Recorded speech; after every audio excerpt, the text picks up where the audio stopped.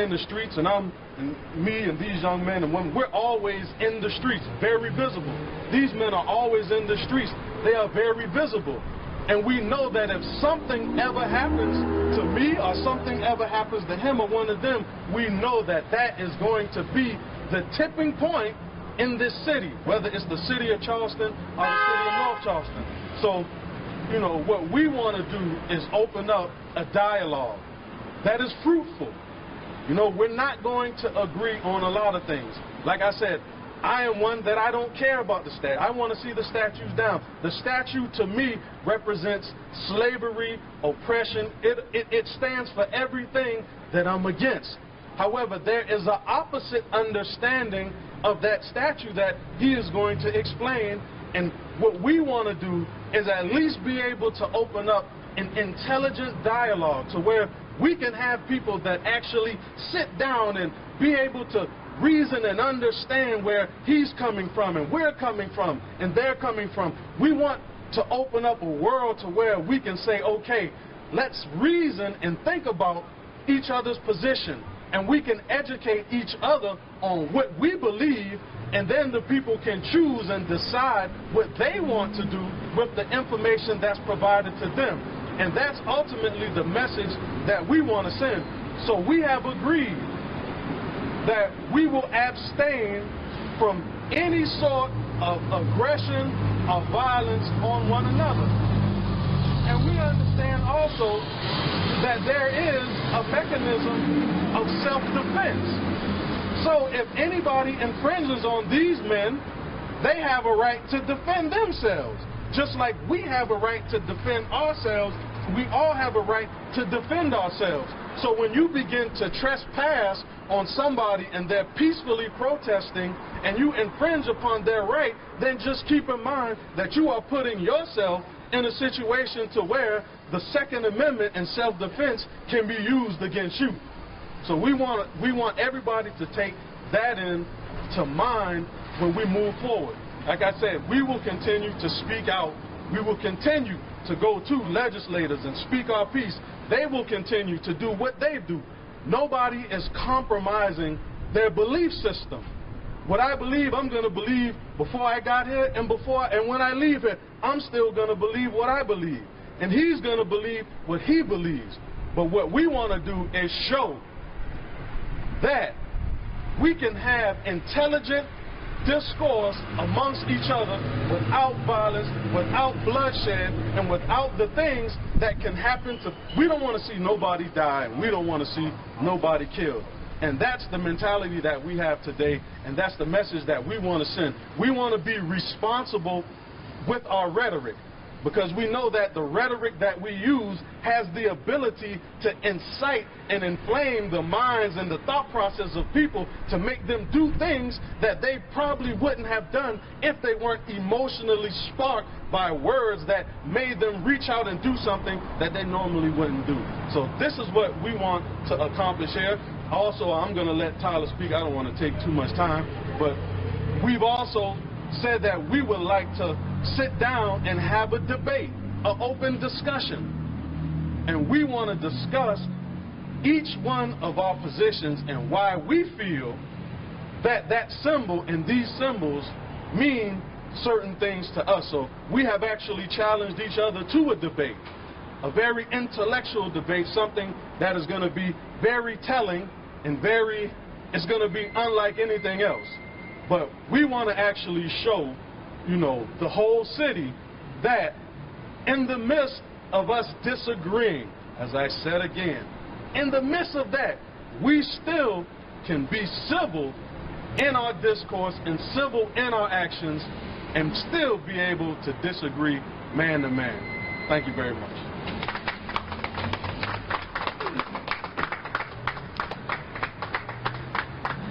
Good afternoon. My name is James Messenger with the South Carolina Secessionist Party. It's a little hard to follow Shakim after a speech like that.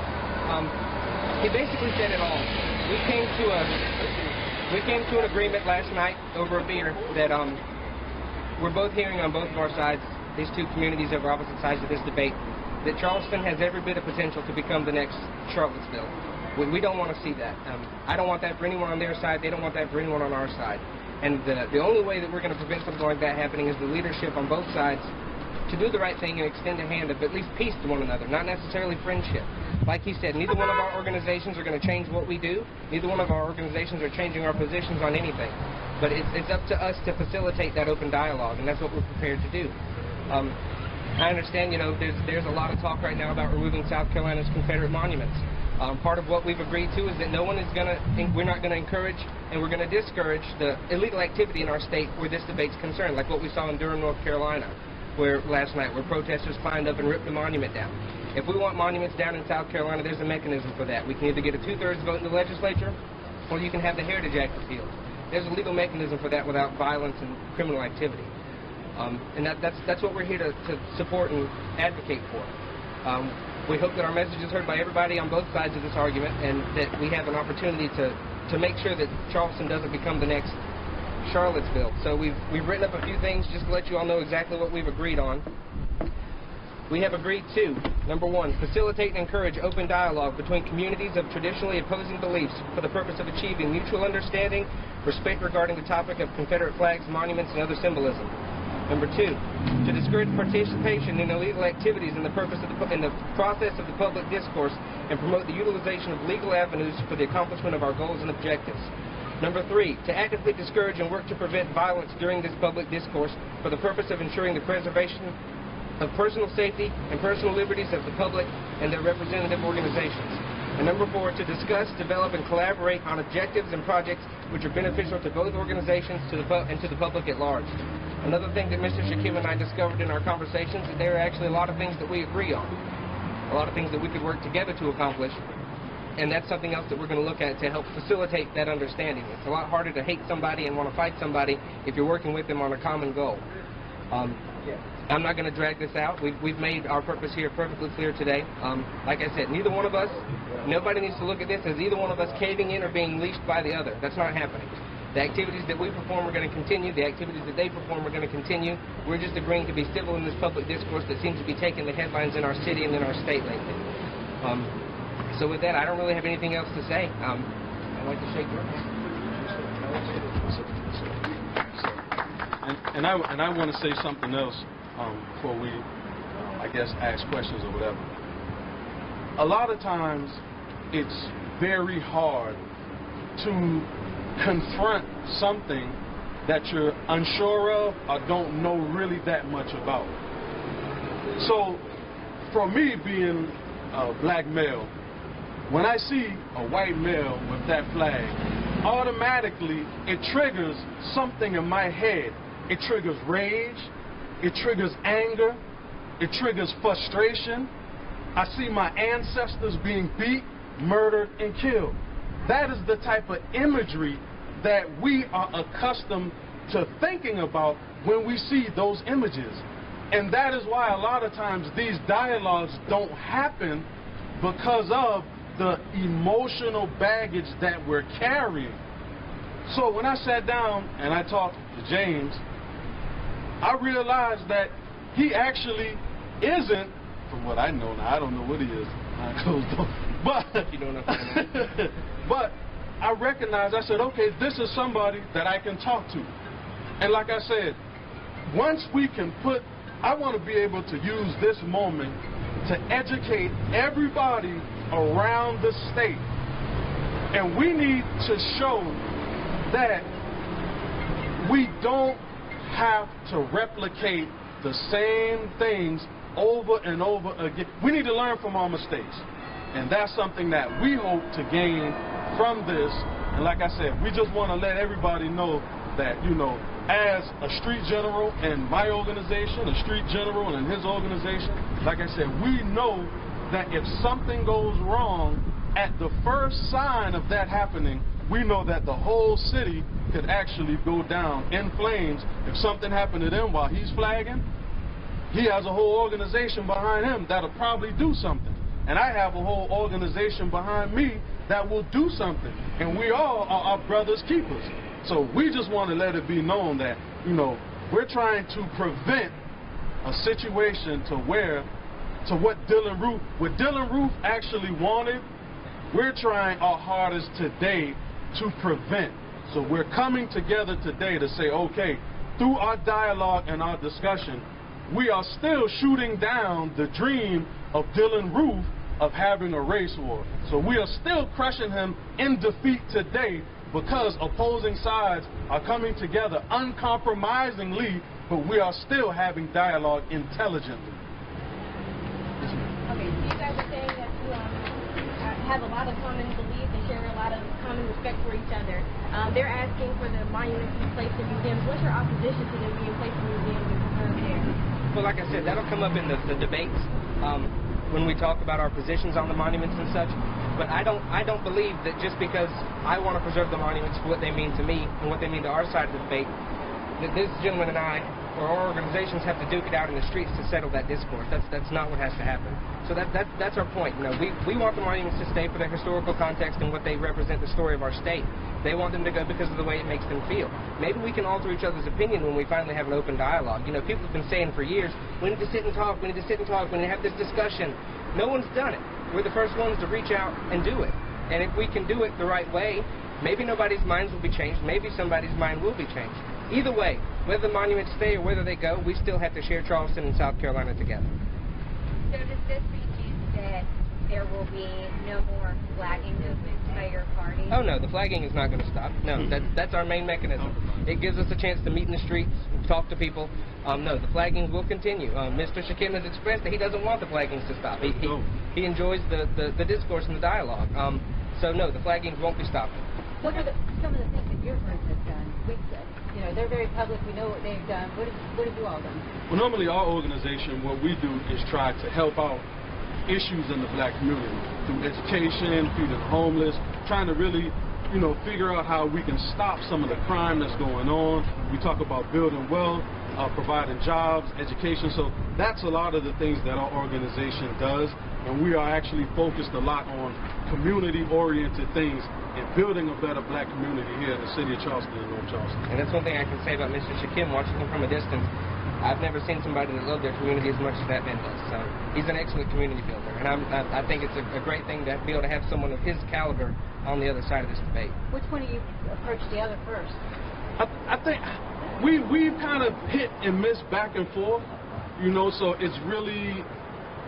We just hit and miss back and forth. We had both said on multiple occasions that this needed to happen, and neither one of us really pulled the trigger, and it kind of just came into conversation yesterday. So we met and had a beer, and that's how all this happened. Well, Mr. Shakim, you said that you don't want the flagging to stop. Why don't you want the flagging to stop, though it seems to torment some people?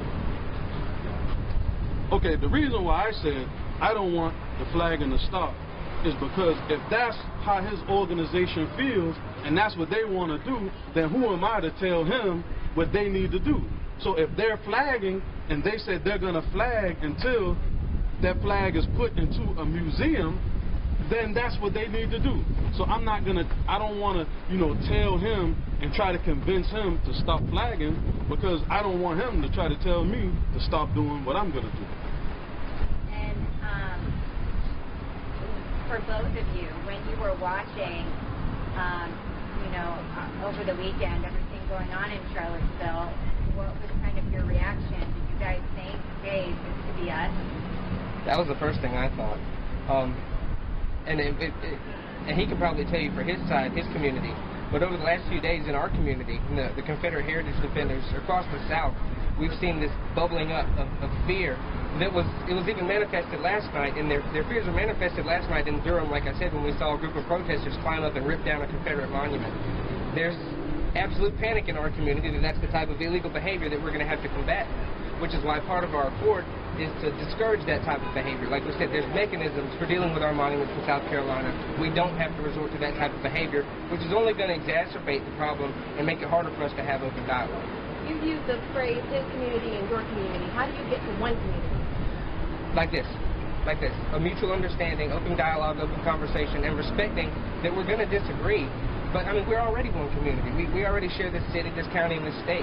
Because we just happen to be brothers that have a different opinion on a certain topic. It just happens to be a very emotionally wracked topic. And it's up to us, incumbent on everybody in this city and this state, to find a way to have this dialogue to where everyone's satisfied and no one feels like they were robbed. So what's the end goal?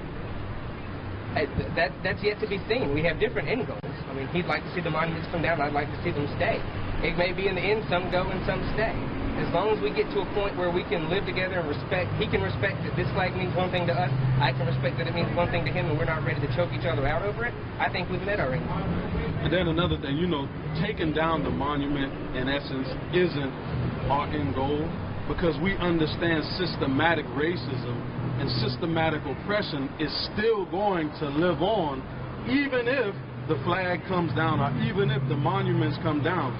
So the reason why, like I said, I stand on the shoulders of my ancestors. That's in my heart. That's what I want to do.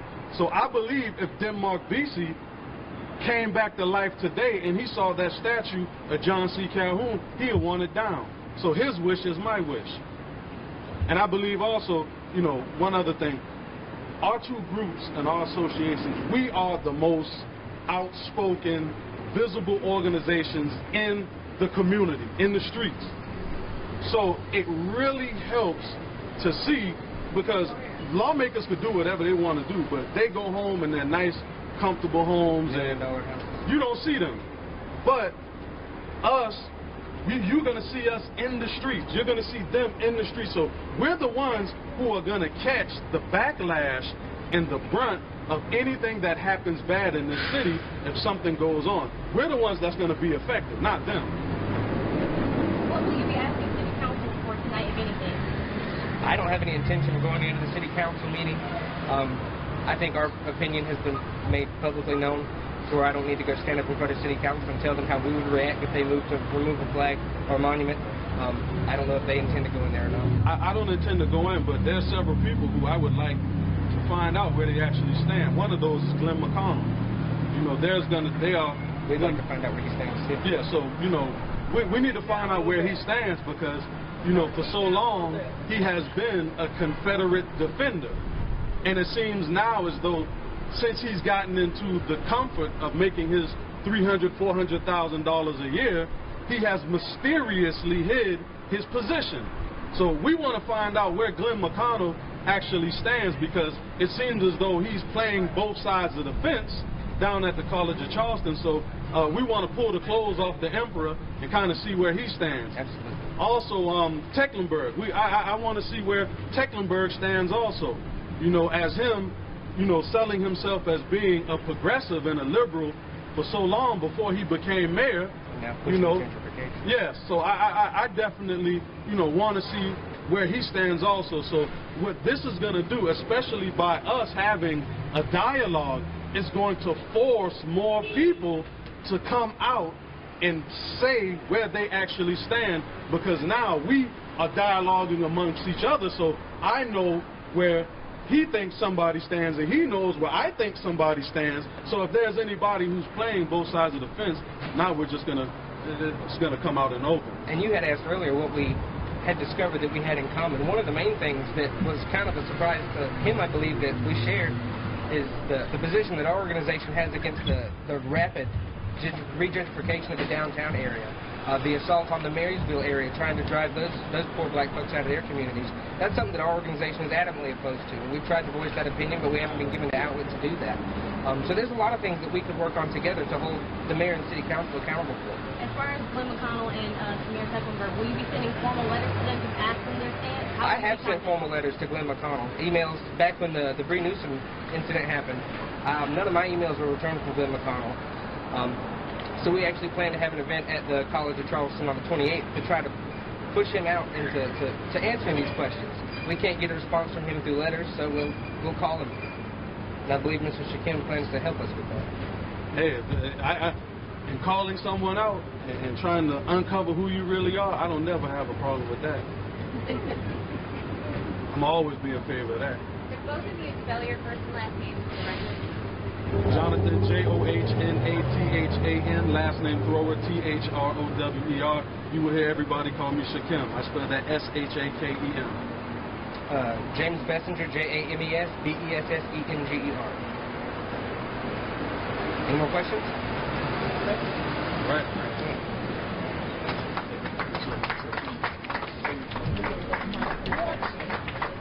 I believe Okay. Yes, sir. Yes, sir.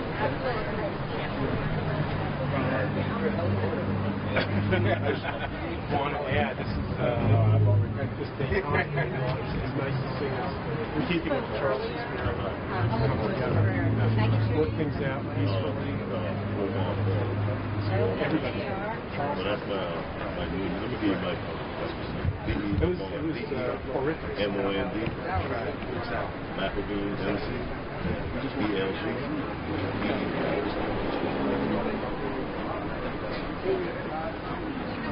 But you want to go like that for a chance of dollars. Just like that, we got 2 million people. We know so much people we have to get no money.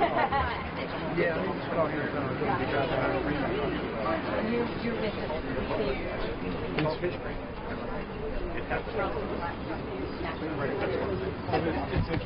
Some people are open-minded. Some people are willing to talk to us and find out what's going on, but a lot of people just use the presumption of racism. They assume things and put the finger in front of When the people wake up, like, when you say crime, like, damn,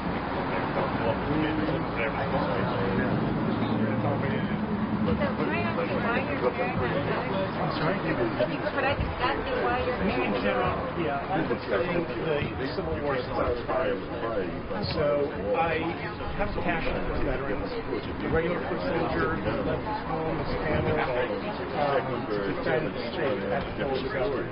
Most of them absolutely. No, my father's a Holocaust survivor, and my mother's whole home is a parent. So I'm a son of immigrants. But I feel that in the same way that the Vietnam veterans honor many tarnished and they were attacked